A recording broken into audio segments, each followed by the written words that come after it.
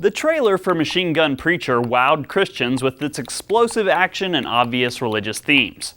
But does the actual film deliver as an edifying and uplifting tale of compassion, or is it merely an overbearing symposium of machine gun preachiness? Find out right now on Movieology.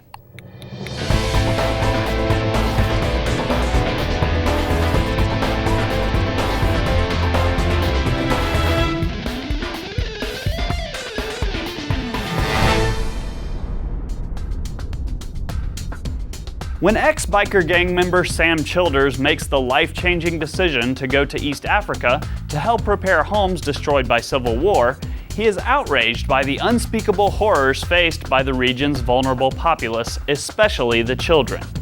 Ignoring the warnings of more experienced aid workers, Sam breaks ground for an orphanage where it's most needed, in the middle of territory controlled by the brutal Lord's Resistance Army, a renegade militia that forces youngsters to become soldiers before they even reach their teens.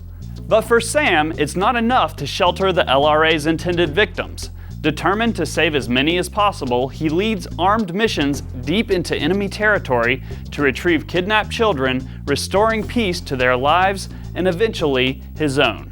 Machine Gun Preacher was based on a true story and stars Gerard Butler, Michelle Monaghan, Kathy Baker, and Michael Shannon. It was directed by Marc Forster. Welcome to Movieology, your ticket to engaging the spectacular world of film from the bedrock of biblical truth. I'm your host, Stuart Adams. In a matter of housekeeping, I want to let all of you know that this will be my final episode as a regular on Movieology. This isn't to say that I won't make an occasional appearance, but I am pursuing opportunities elsewhere that will take away the time required for movie reviewing. Thank you for your words of encouragement and support over the last 60 episodes. I have truly enjoyed watching the show grow and look forward to where it will go in the future. On that note, let's move on with today's review.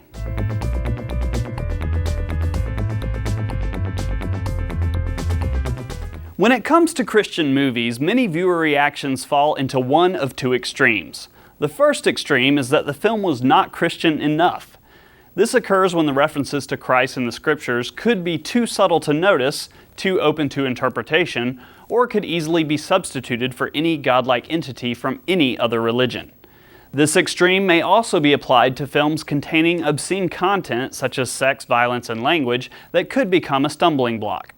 The other extreme is when a film is too Christian, and its narrative becomes rigid, unnatural, and condescending. This often turns the film into a guilt-ridden sermon that does not equate to effective storytelling, and many times loses or even insults its audience. Machine Gun Preacher airs on both extremes. With a budget of about $30 million, Machine Gun Preacher has grossed less than $500,000 after 5 weeks of release. This dismal failure in the box office is telling, as the film effectively segments its audience into what I imagine is a very small pool of movie watchers. On the one hand, Machine Gun Preacher shows the evil life of Sam Childers before he found salvation in opaque detail. From the moment Sam leaves prison in the opening credits, he continues his crime-filled life, and the audience is shown graphic portrayals of his marital relations, which are both sexual and abusive.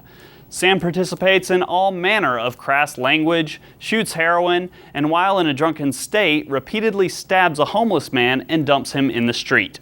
All this extreme content is a very unnecessary and, in my opinion, unimaginative way of saying that Sam is a bad dude. This movie seems to put a lot of emphasis on shock value, and that continues even after Sam is saved and goes to Africa.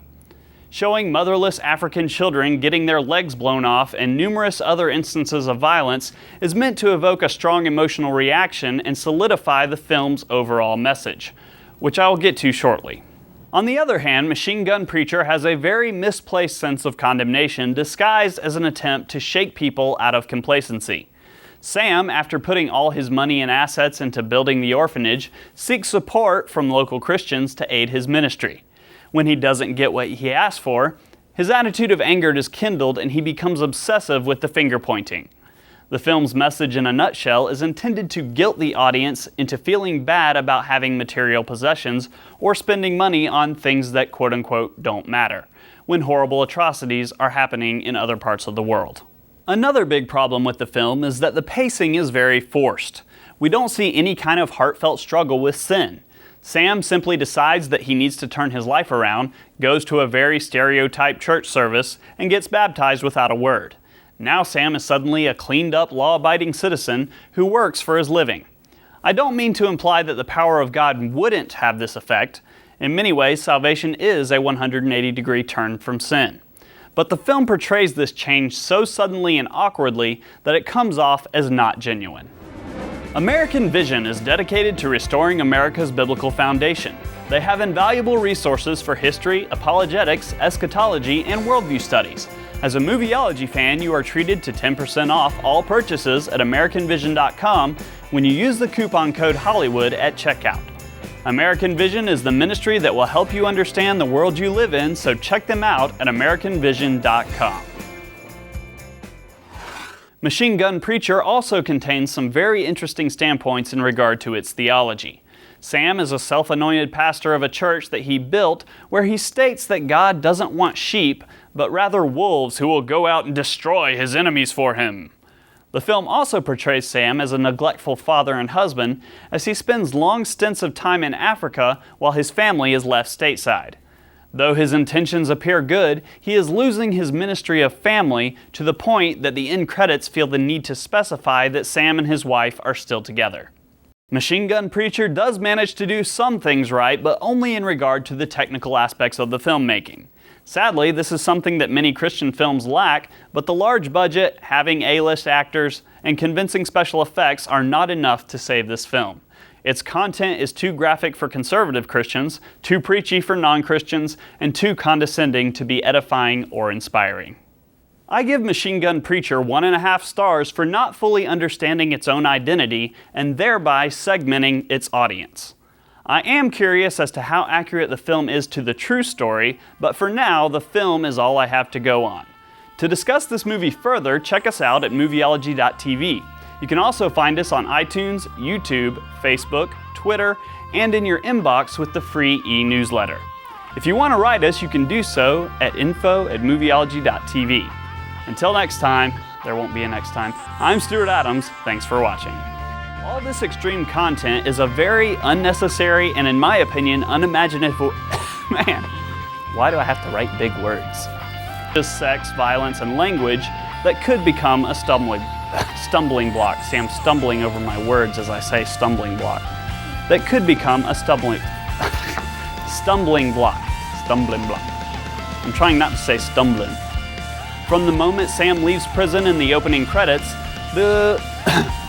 From the moment Sam leaves